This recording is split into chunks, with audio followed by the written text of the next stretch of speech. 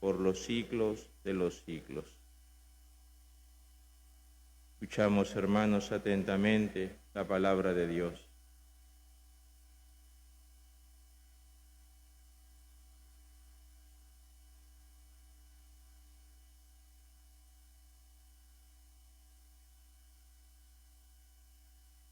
Lectura del libro de Isaías.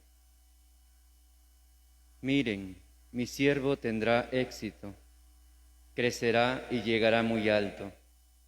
Así como muchos se espantaron de él porque estaba tan desfigurado que no parecía hombre ni tenía aspecto humano. Así asombrará a muchos pueblos.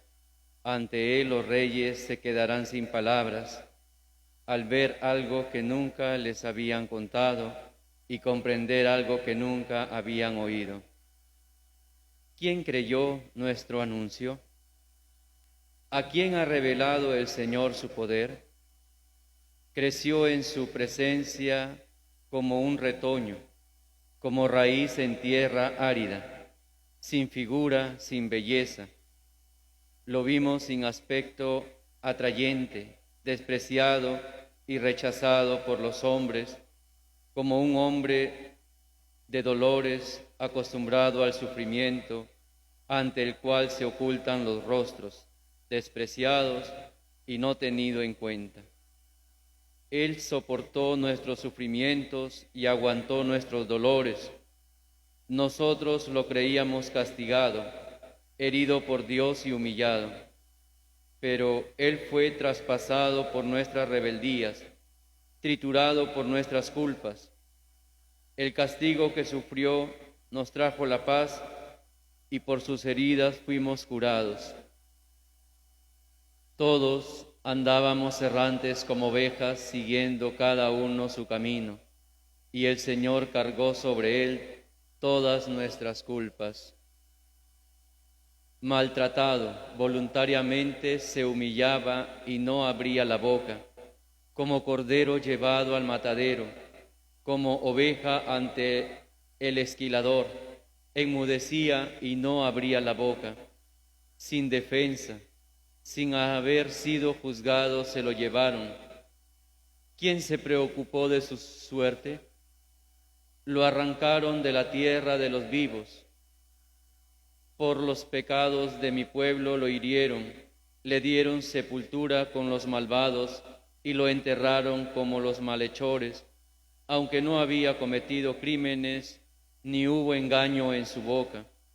El Señor quiso triturarlo con el sufrimiento y entregar su vida como expiación. Verá su descendencia, prolongará sus años, y por medio de él la voluntad del Señor se cumplirá. Por las fatigas de su alma verá la luz y se saciará de conocimiento. Mi siervo traerá a muchos la salvación, porque cargó sobre sí las culpas de ellos. Por eso le daré un puesto de honor entre los grandes, y con los poderosos participará del triunfo, porque indefenso se entregó a la muerte y fue contado entre los pecadores. Él cargó con el pecado de muchos e intercedió por los pecadores. Palabra de Dios, te alabamos, Señor. Padre, en tus manos encomiendo mi espíritu. Padre, en tus manos te Encomiendo mi espíritu. A ti, Señor, me acojo. No quede yo nunca defraudado. Tú que eres justo, ponme a salvo. En tus manos encomiendo mi espíritu. Tú, el Dios leal, me librarás. Padre, en tus manos encomiendo mi espíritu. Soy la burla de todos mis enemigos, motivo de risa de mis vecinos, el espanto de mis conocidos. Me ven por la calle y escapan de mí. Me han olvidado como a un muerto. Me han desechado como a un objeto inútil. Padre, en tus manos encomiendo mi espíritu. Pero yo confío en ti, Señor. Te digo, tú eres mi Dios, en tu mano está mi destino, líbrame de los enemigos que me persiguen. Padre, en tus manos encomiendo mi espíritu. Haz brillar tu rostro sobre tu siervo, sálvame por tu misericordia. Sean fuertes y valientes de corazón los que esperan en el Señor. Padre, en tus manos encomiendo mi espíritu.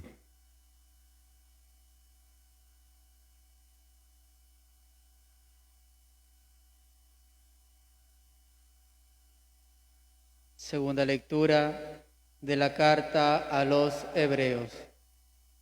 Hermanos, puesto que tenemos un gran sumo sacerdote que ha penetrado en los cielos, Jesús, Hijo de Dios, mantengámonos firmes en la fe que profesamos, pues no tenemos un sumo sacerdote incapaz de compadecerse de nuestras debilidades, sino que ha sido probado en todo exactamente como nosotros, menos en el pecado.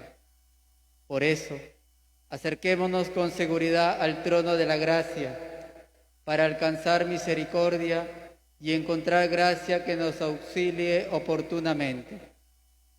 Cristo, en los días de su vida mortal, a gritos y con lágrimas, presentó oraciones y súplicas al que podía salvarlo de la muerte, cuando en su angustia fue escuchado.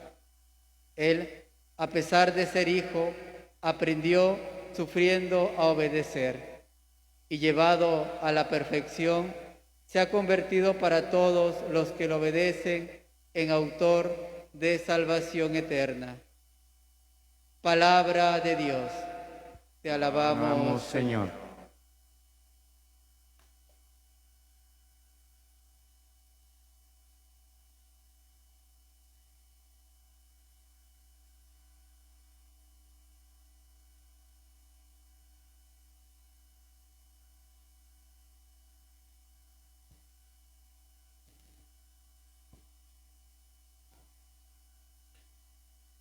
Pasión de nuestro Señor Jesucristo según San Juan.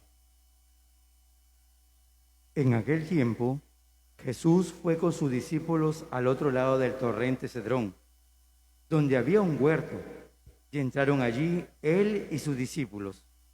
Judas, el traidor, conocía también el sitio, porque Jesús se reunía a menudo allí con sus discípulos.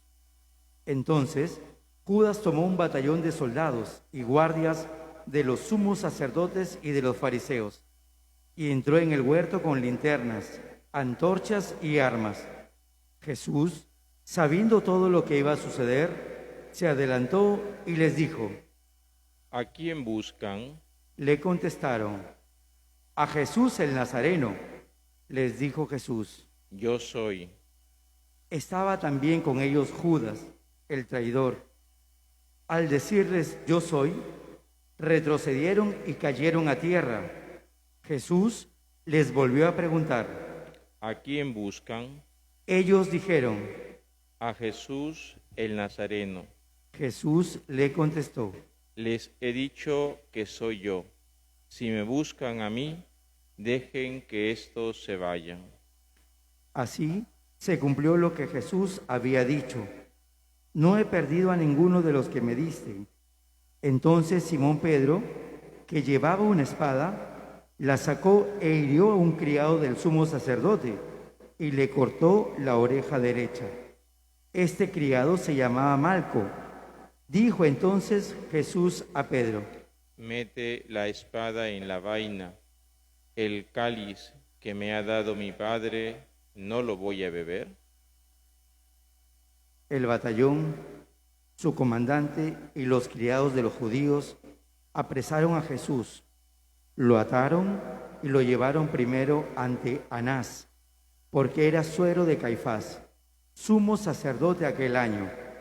Caifás era el que había dado a los judíos este consejo: conviene que muera un solo hombre por el pueblo.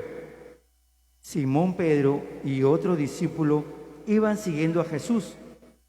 Este discípulo era conocido del sumo sacerdote y entró con Jesús en el palacio del sumo sacerdote, mientras Pedro se quedaba fuera, junto a la puerta.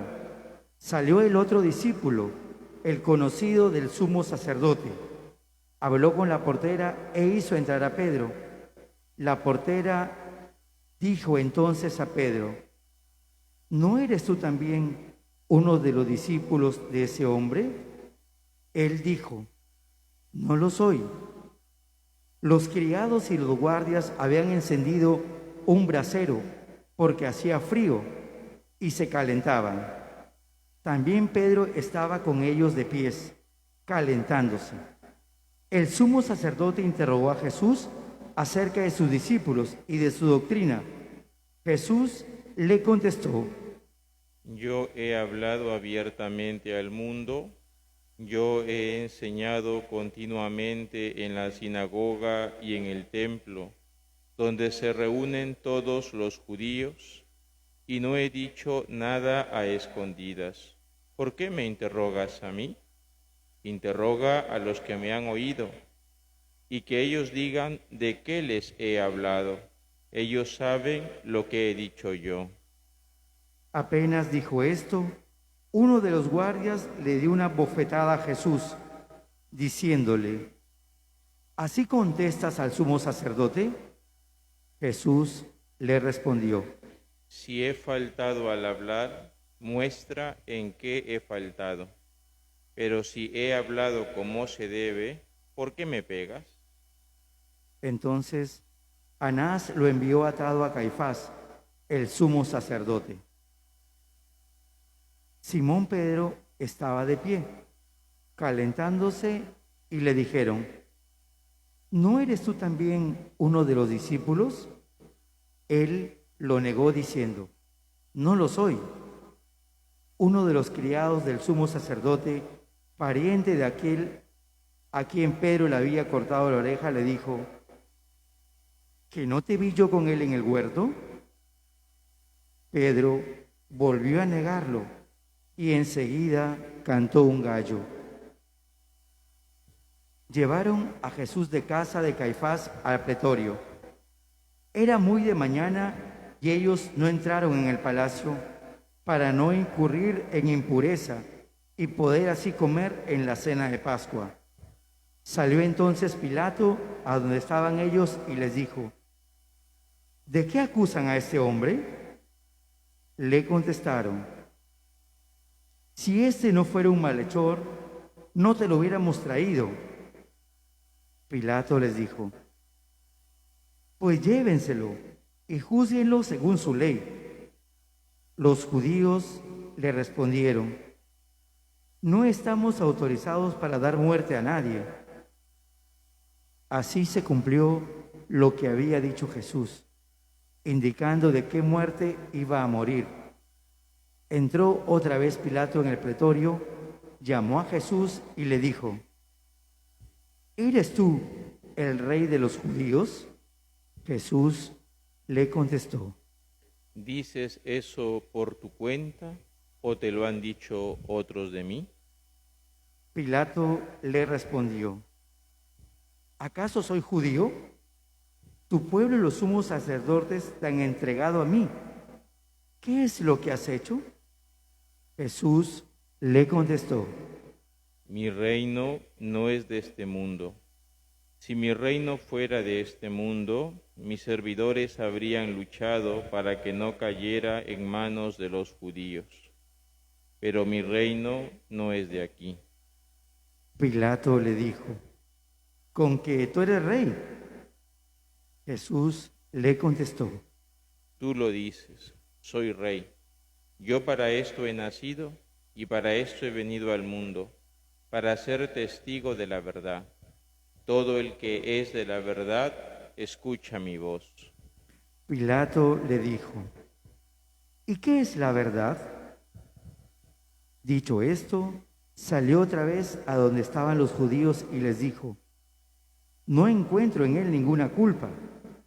Entre ustedes es costumbre que por Pascua ponga en libertad a un preso. ¿quieren que les suelte al rey de los judíos? Pero todos ellos gritaron, no, a ese no, a Barrabás. El tal Barrabás era un bandido. Entonces Pilato tomó a Jesús y lo mandó a azotar. Los soldados trenzaron una corona de espinas, se la pusieron en la cabeza, le echaron encima un manto color púrpura y acercándose a él le decían, ¡viva el rey de los judíos!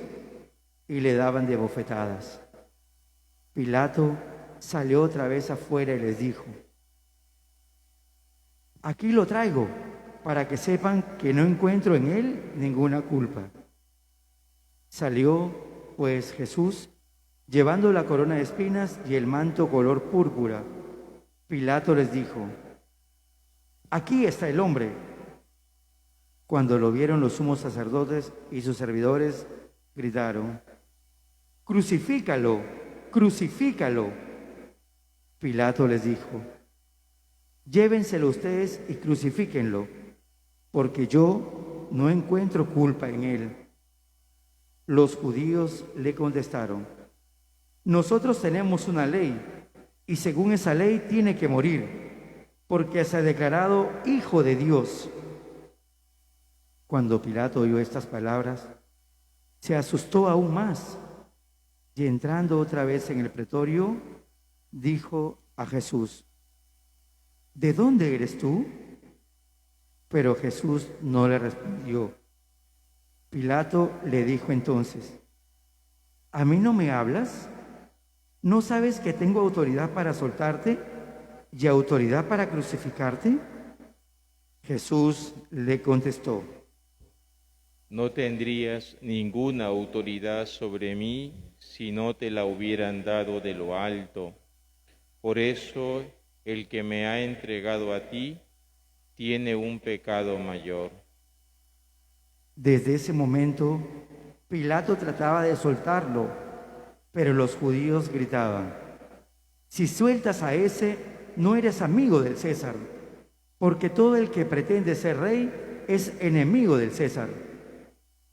Al oír estas palabras, Pilato sacó a Jesús y lo sentó en el tribunal, en el sitio que llaman el enlosado, en hebreo Gabata. Era el día de la preparación de la Pascua, hacia el mediodía, y dijo Pilato a los judíos, aquí tienen a su rey. Ellos gritaron, fuera, fuera, crucifícalo. Pilato les dijo, ¿a su rey voy a crucificar? Contestaron los sumos sacerdotes, no tenemos más rey que el César. Entonces se lo entrego para que lo crucificaran. Tomaron a Jesús y él, cargando con la cruz, se dirigió hacia el sitio llamado la Calavera, que en hebreo se dice Gólgota, donde lo crucificaron con él a otros dos, uno de cada lado, en medio Jesús. Pilato mandó escribir un letrero y ponerlo encima de la cruz. En él estaba escrito, Jesús el Nazareno, el rey de los judíos. Leyeron el letrero muchos judíos porque estaba cerca del lugar donde crucificaron a Jesús y estaba escrito en hebreo, latín y griego. Entonces los sumos sacerdotes de los judíos le dijeron a Pilato, no escribas el rey de los judíos, sino este ha dicho, soy rey de los judíos. Pilatos le contestó, lo escrito, escrito está. Cuando crucificaron a Jesús, los soldados cogieron su ropa e hicieron 4 partes, una para cada soldado, y apartaron la túnica. Era una túnica sin costura, tejida toda de una pieza de arriba a abajo. Por eso se dijeron, no la rasguemos, sino echemos suerte para ver a quién le toca. Así se cumplió lo que dice la Escritura. se repartieron mi ropa y echaron a suerte mi túnica. Y eso hicieron los soldados.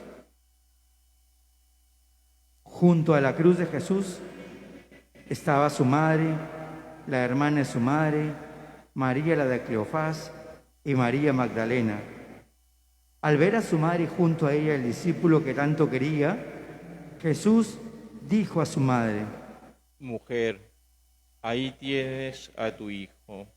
Luego dijo al discípulo, Ahí tienes a tu madre. y desde entonces el discípulo se la llevó a vivir con él. Después de esto, sabiendo Jesús que todo había llegado a su término, para que se cumpliera la escritura, dijo: Tengo sed. Había allí un jarro lleno de vinagre. Los soldados sujetaron una esponja empapada en vinagre a una caña de hisopo y se la acercaron a la boca. Jesús probó el vinagre y dijo: Todo está cumplido. E inclinando la cabeza, entregó el espíritu. Hacemos un momento de silencio. En nuestra casa, si podemos, nos arrodillamos.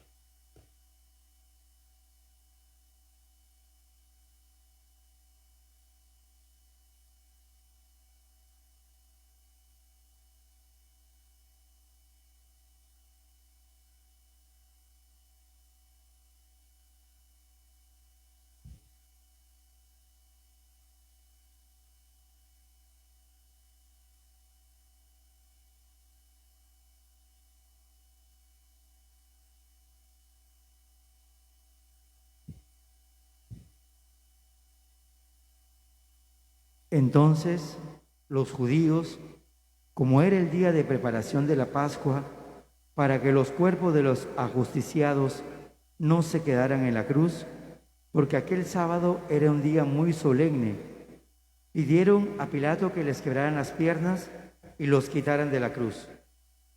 Fueron los soldados, le quebraron las piernas a uno y luego al otro de los que habían sido crucificados con él. Pero al llegar a Jesús, viendo que ya había muerto, no le quebraron las piernas, sino que uno de los soldados le traspasó el costado con una lanza e inmediatamente salió sangre y agua. El que vio da testimonio de esto y su testimonio es verdadero y él sabe que dice la verdad, para que también ustedes crean. Esto sucedió para que se cumpliera lo que dice en la Escritura: no le quebrarán ningún hueso. Y en otro lugar de la Escritura dice: mirarán al que traspasaron. Después de esto, José de Arimatea, que era discípulo de Jesús, pero oculto por miedo a los judíos, pidió a Pilato que lo dejara llevarse el cuerpo de Jesús, y Pilato lo autorizó. Él fue entonces y se llevó el cuerpo. Llegó también Nicodemo, el que había ido a verlo de noche, y trajo unas 100 libras de una mezcla de mirra y aloe. Tomaron el cuerpo de Jesús y lo envolvieron en lienzos con esos aromas, según se acostumbraba a enterrar entre los judíos. Había un huerto en el sitio donde lo crucificaron, y en el huerto un sepulcro nuevo, donde nadie había sido enterrado todavía. Y como para los judíos era el día de la preparación de la Pascua y el sepulcro estaba cerca, allí pusieron a Jesús. Palabra del Señor. Gloria a ti, Señor Jesús.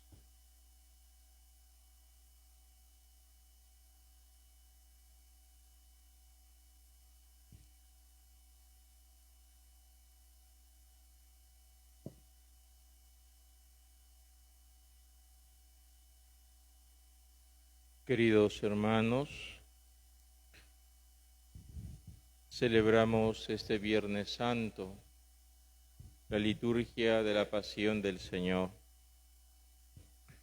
Como decíamos el día de ayer en la misa del Jueves Santo, todo esto lo hizo el Señor en obediencia a su Padre, para que se cumplieran las Escrituras, como hemos escuchado en la primera lectura, como Isaías hablaba ya del siervo sufriente, que Jesús viene a dar cumplimiento.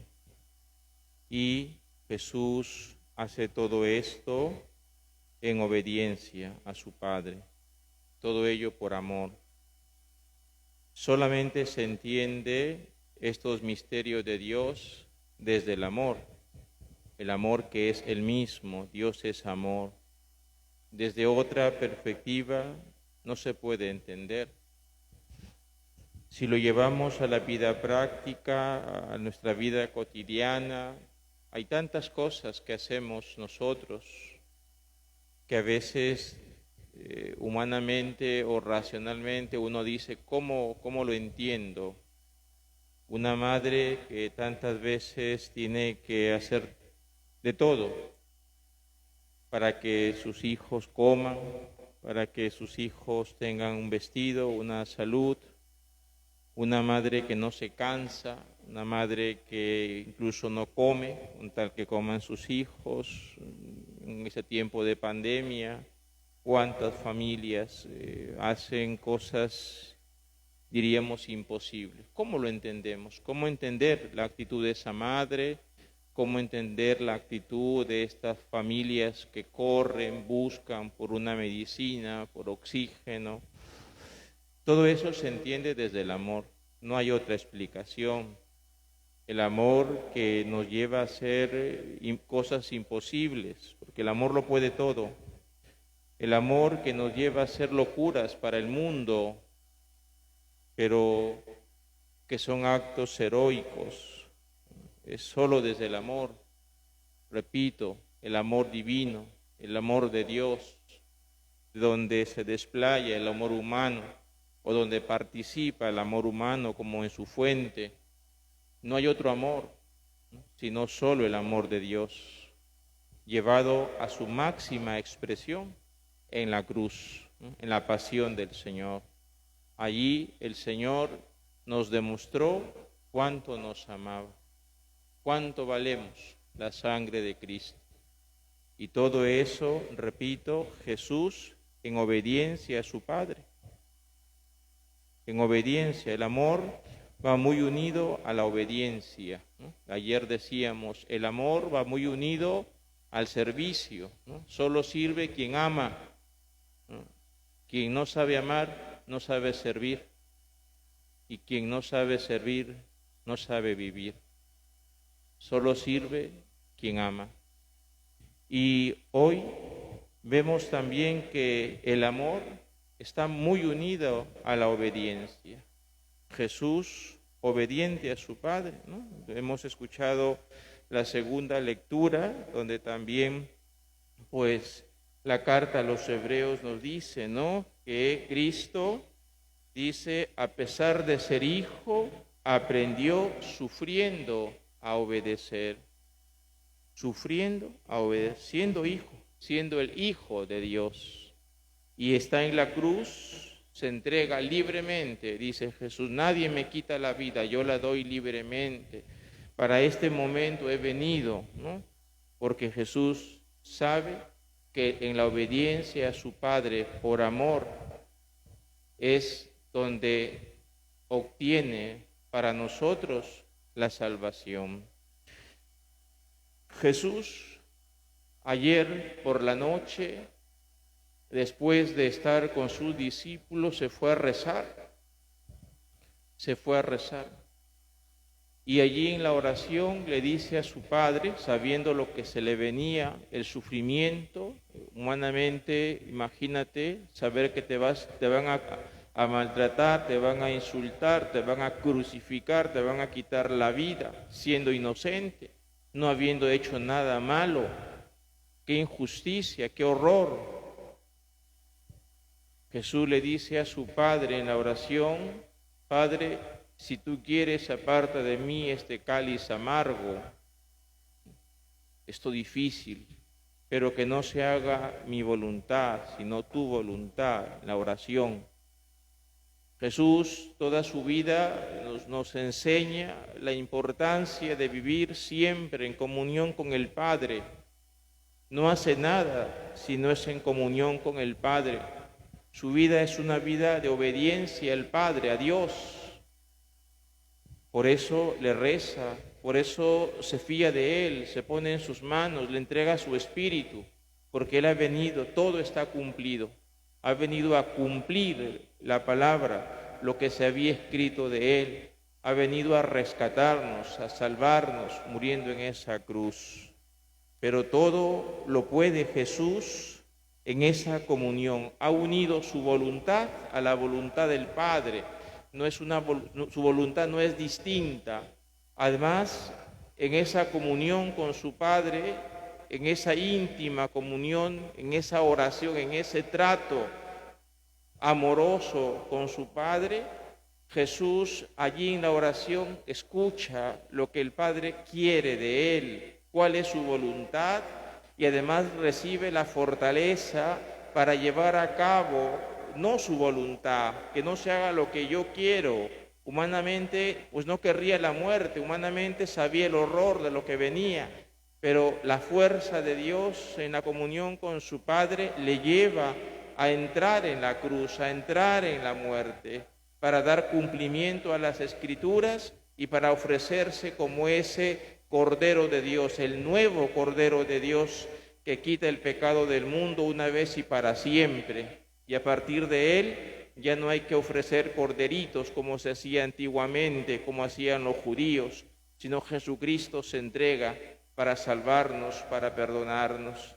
Y ahí adquiere sentido todo lo que Él hace desde la oración. Jesús entra en oración para recibir del Padre el mandato, la fortaleza, el consuelo, la fuerza, la parresía para hacer su voluntad. La voluntad de Dios, que como dice la palabra, nuestra voluntad a veces no es siempre la voluntad de Dios. Nuestros planes no son los planes de Dios. Nuestros proyectos no son los proyectos de Dios, pero no estamos para hacer nuestros proyectos o nuestros planes, sino cuál es el plan de Dios para mí, qué quiere Dios de mí. Y Jesús, en esa comunión con su Padre, en la oración, allí en el huerto, rezando a su Padre, sabe que Él quiere que entregue su vida.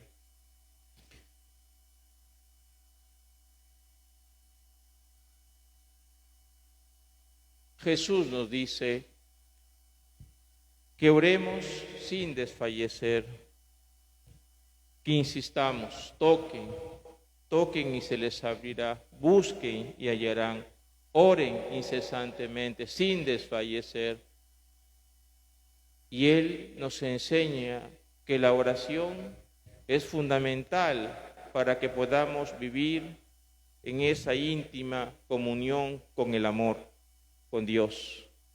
Si queremos vivir como Dios, debemos escucharle para saber qué quiere Dios de mí y para poder desde ahí entrar en la cruz de cada día, de nuestra historia.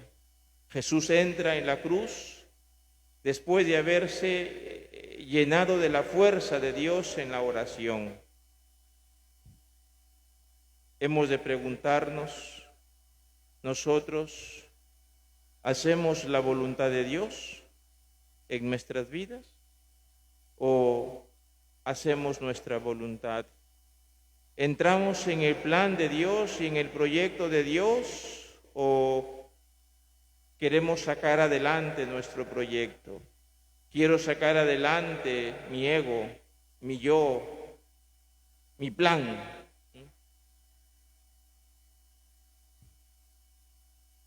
El hombre encuentra el sentido solo cuando hace lo que Dios quiere.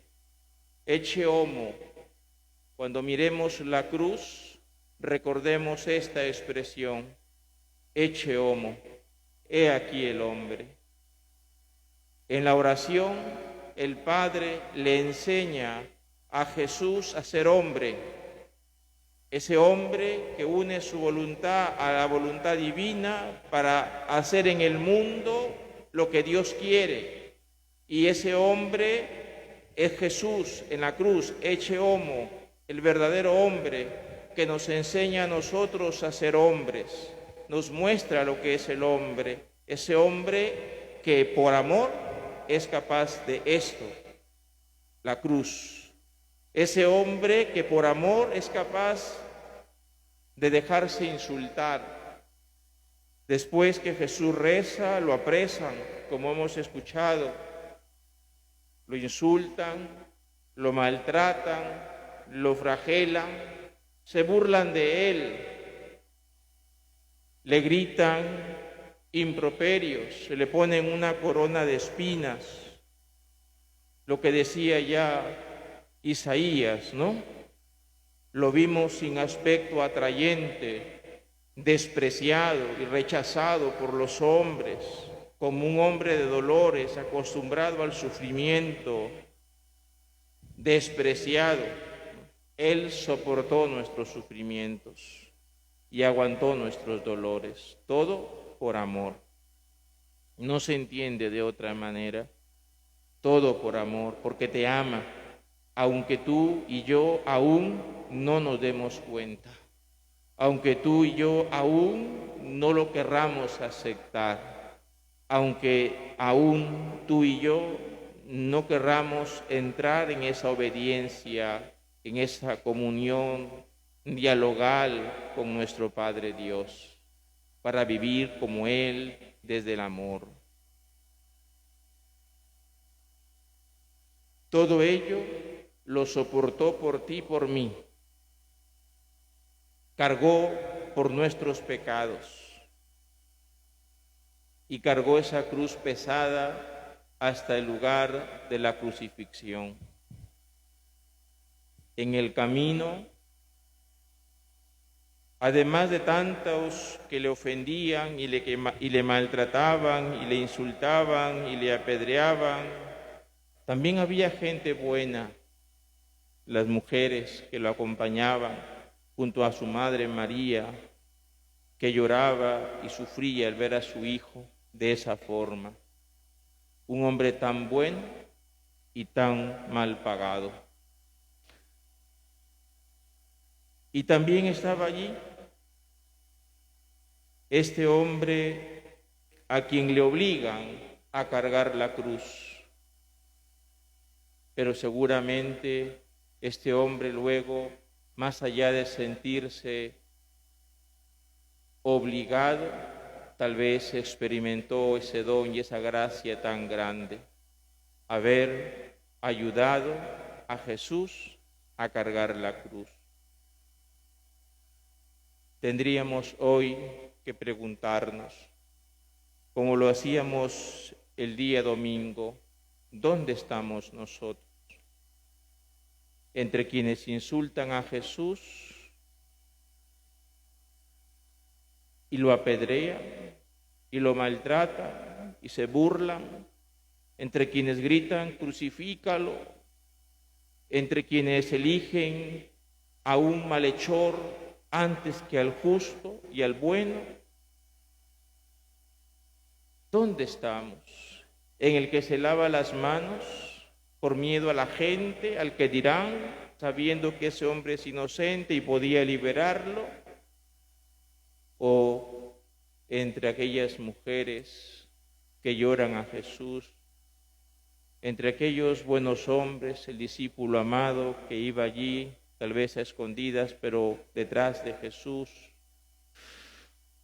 ¿O estamos entre este Simón de Cirene, que tal vez en primera instancia nos sentimos obligados, pero que sentimos el don precioso de cargar la cruz con Jesús, de ayudarlo?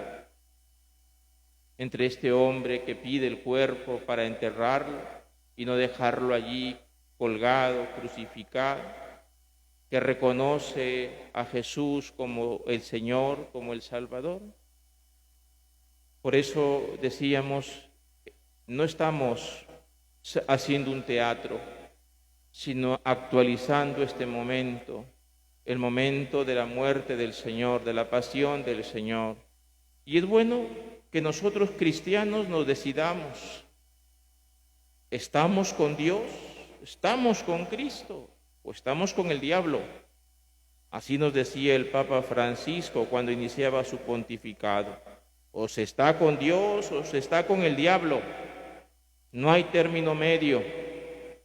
No hay lo que hoy se llama políticamente correcto. O sea, está mal, pero no conviene, como Pilatos, ¿no? Estamos hasta las patas con el COVID, pero no es políticamente correcto decir que estamos así, porque no nos conviene a la política y a nuestros intereses egoístas. No hay que hablarlo, no hay que decirlo. Y te lavas las manos como Pilatos. Y te interesa un pepino el pobre, Cristo sufriente en el pobre. ¿Dónde estamos? ¿Somos cristianos que cargamos nuestra cruz y la cruz de Cristo y estamos con Él? ¿O nos ponemos del lado de la gente que busca matar a Jesús? Hay que matarlo, hay que crucificarlo y por eso venga, hay que sacar a Dios porque estorba. Hay que meter la ideología del género para destruir la familia, para destruir la juventud. Así nosotros crecemos. Hay que meter la eutanasia, hay que meter el aborto. Ahí estamos matando a Cristo. No nos quedemos en la imagencita bonita, no, ahí tenemos que ir. Pero es políticamente correcto. Al mal se le llama mal, a la mentira, mentira, al pecado, pecado. Y cuidado, hermanos, que nosotros valemos la sangre de Cristo y nuestros enfermos que se mueren porque los políticos, nuestros hermanos por quienes rezamos, matan a Dios en su conciencia y se lavan las manos como Pilatos para sacar sus provechos personales. Allá tu conciencia. Ante una cámara podrás decir tus mentiras, pero tu conciencia, estoy seguro que te acusa. Sabes en el fondo que estás del lado de los que gritan que maten a Jesús. Leyes absurdas, que lo que quieren es matar a Dios, sacar el amor, cuando es el amor lo que salva. ¿Dónde estamos, hermanos? Finalmente, contemplamos a Jesús en la cruz. Allí está, clavado por ti y por mí, por nuestros pecados. Y en la cruz nos enseña lo que es el amor.